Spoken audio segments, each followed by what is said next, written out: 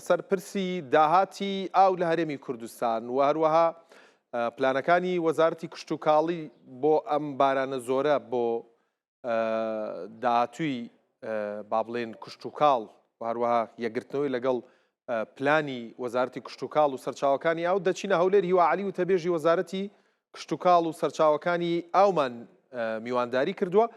کاکی وا سڵاوت لێبێت پێمان بڵێ ئەم بارانە زۆرەی باریوە تا چەند یەکی گرتەوە لەگەڵ ئەو پلانانەی وەزارەتی کشت و کاڵ بۆ بنیادنان و دروستکردنی پۆند و بەنداوەکان لە هەرێمی کوردستان کە دەبینین پۆندێکی نوێ کە ئەوی بانی مەقانە پێکەوە بینیمان سەرڕێژ بووە.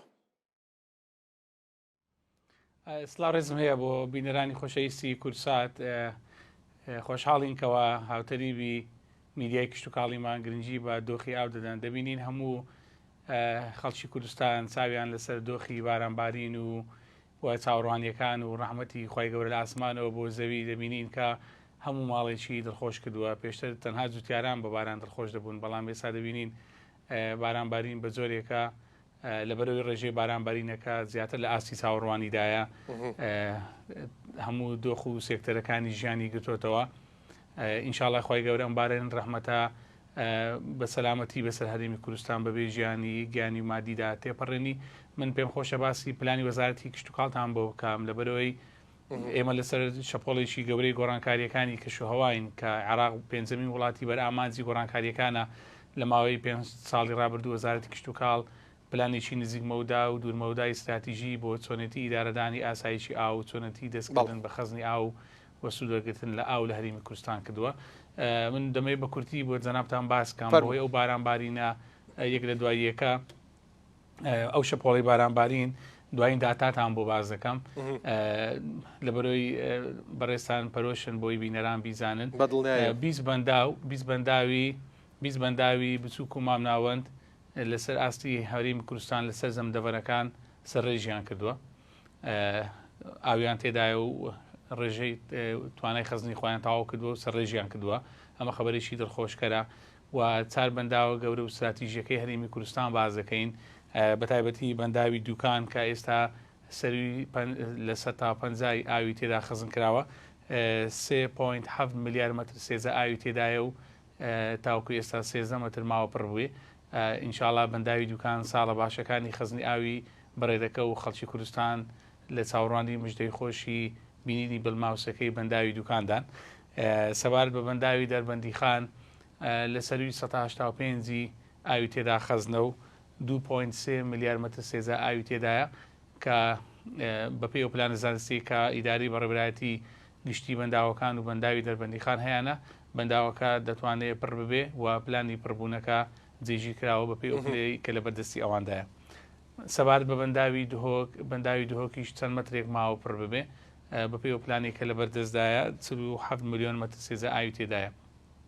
بەنداوی گۆمەسپان باز دەکەین. بەنداوی گۆمەسپان کە سێم بەنداوی گەورە و استراتیژیە لەسەر ئاستی هەرێمی کوردستان لە شاری هەولێرە بەم ساڵانەی دوایی دەستکراوە بە خەزنی ئاو لە ناو جوگرافیایکی زۆر گرنگدایە کە لە ئێستادا 160 ئاوی تێدا خەزم کراوە کە 20 میلیۆن مەتر سێزە ئاوی تێدایە. بابەتی خەزمکردنی بەنداوەکان و پلانی ئاو وەرزی ئاو بەردەوام دەبێت تاوەکو ناوەڕاستی مانجی پێنج بۆیە ئەوەی کە ئەو پلانی کە وەزارەتی کشت و کاڵ دایناوە بۆ لە خۆگرتنی ئاو و دەستکردن بە ئاو ڕێگریکردن لە شەپۆڵەکانی لافاو و بوژانەوەی سەرچاوەکانی ئاو لە هەرێمی کوردستان زۆر بە خێرایی بە شێوەیەکی دروست بەڕێوە دەچێت. لە هەمان کاتدا پۆندەکانیشمان هەیە پۆند و پرۆژە ئاودێری و کەناڵەکانی تریش بە هەمان شێوە هەمویان بوژانەوە سپاس بخوا. ئەمە هەواڵە دڵخۆشکەرەکەی وەزارەتی کشت و کاڵ لە سواتچەی پلانی ڕوبەربوونەوەی گۆڕانکاریەکانی کەشوهاو و سوودۆرکردن لە سەرچاوەکانی ئاو لە هەرێمی کوردستان پەیڕەوی دەکات. کاکی وا بەرەوەی باسی پلانی کشت و کاڵیشکن باسی بابەتی گلدانەوەی ئاو داهاتی ئاوت کرد. دەمەوێت بڵم لەم وەرزی بەهارەیە کە بارانێکی باشەبارێت لە ڕووی کشت و کاڵیەوە زیانی هەیە بۆ ئەو ناوچانەی کە دەستیان بە تۆکردن کردووە و ئامادەکاری دەکەن یاخود ئیسفادەکانی چین زیانەکانی چین لە مۆختەیە کە بارانێکی زۆر دەبارێت. بە تاکید لایانی سوودەکانی زیاتر ئەگەر باسی بکەین بە بەراورد بە چەند ساڵی ڕابردوو کە ساڵی پار ئەم وەختانە نیگەرانەیەکی زۆر لە دۆخی زەوی کشتتوکاڵەکان و دۆخی ئاوی سەرزەوی و ژێرزەوی و ئاستی گشتی کشتتوکاڵ و وەرزی چاندن هەبوو. بوونی ئەم بارانەوا دەکاتکەوە زۆربەی لە وەرگا سروشتەکانی هەریمی کوردستان ببوژێنەوە، دارستانە سروشتی و دەستکردەکانمان ببوژێنەوە کە ئەمە کاریگەری زۆری هەیە لەسەر بوژانەوەی ژینگە، لەسەر باشتربوونی دۆخی زەوی و لە هەمان کادا بۆ بوژانەوەی کەتی سامانی ئاژەڵداری. هەروەها سەبارەت بە بابەتی وەرزی چاندنی دانەوێڵە و پلانی گەنم و جۆ بە تایبەتی کە ساڵی ڕابردوو ئێمە زۆربەی زۆری ئەو زەویە کشتتوکاڵیانەی کە بە دێمی چێندرا بوون و چاوەڕانی باران بوون، بارانی پێویستمان نەبوو نەگەیشتنە بارانی مسۆگەر، زەوی کشتتوکاڵەکانمان لە دەستدا و جوتیارانێکی زۆر زەرریان کرد و ئەم بارانە بریتە لە پشودانی زەوی و دووبارە بوژانەوەی سەرچاوەکانی ئاوی ژێرزەوی کە خۆتان دەزانن کاتێک باران دەباری جوتیاریان کەمتر پێویستیان بۆ یەکەوە بیرەکانیان پێ بکەن و مەڕەشات و سیستەمی ئاودێری بەکاربین، هەم لە ڕووی سیستەمەنی لە ڕووی تێزوەکانی کارەبا، لە ڕووی بەکارهێنانی ئەو سیستەمە مۆدێرنانەی کە ئاو لەژێر زەویەوە دەگوازێتەوە سەر کەناڵی ئاودێری سەر زەوی.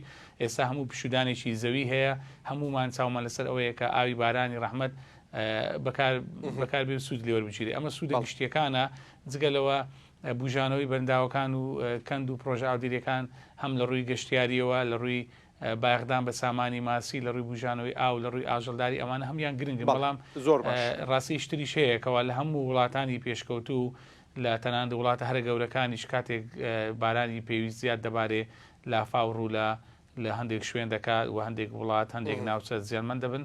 باشمان ڕەنگە لە میدیا و لە شوێنی تریش دەیبینین کە هەندێک لە جوتیاران زیانمەند دەبن بەهۆی کۆبنەوەی ئاویشی زۆر لەسەر زەویەکانیان. بەڵام بە شێوەیەکی گشتی بوونیان بارانە زۆر باشتر لەو کاریگەریە وشکە ساڵی کەم ئاویە کە چەند ساڵی ڕابردوو بەدەستیەوە دەمان ناڵن.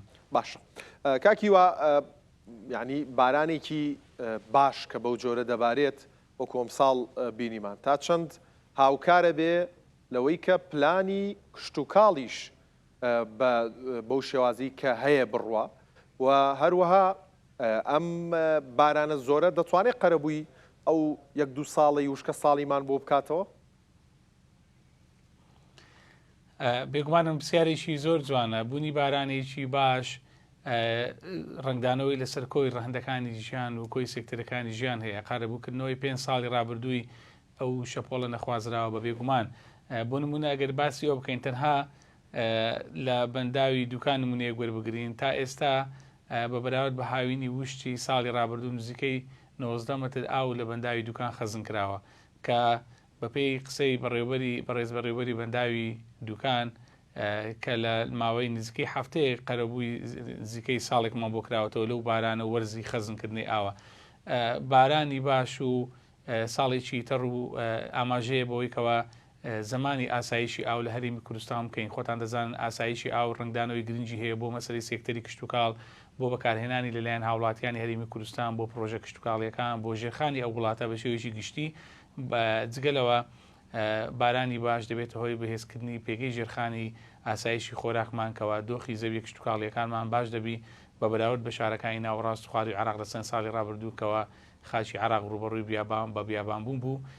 بۆیە بەرزکردنەوەی ڕێژەی سەوزایی لە ناو هەرێمی کوردستان کاریگەری ڕاستەوخۆی هەیە هەم لەسەر دۆخی کشتتوکاڵ، لەسەر دۆخی ئاو، لەسەر دۆخی ژینگە و لەسەر کۆی سێکتەرەکانی تریژیان. بۆیە ئەمە خەبەرێکی دڵخۆشکەرە کە تا ئێستا توانراوە بەپێی ئەو پلانێکی هەیە لەسەر ئاستی حکومڕانی لە هەرێمی کوردستان قەرەبووی ئەو بابەتە بکرێتەوە. بەڵام ئەوەش دەبێت ڕازگۆ بین هێشتا مەجای ئەومان هەیە کەوا زیاتر ئاو لە هەرێمی کوردستان خەزم بکەین بەپێی ئەو پلانی کە وەزارەتی کشتتوکاڵ دایناوە.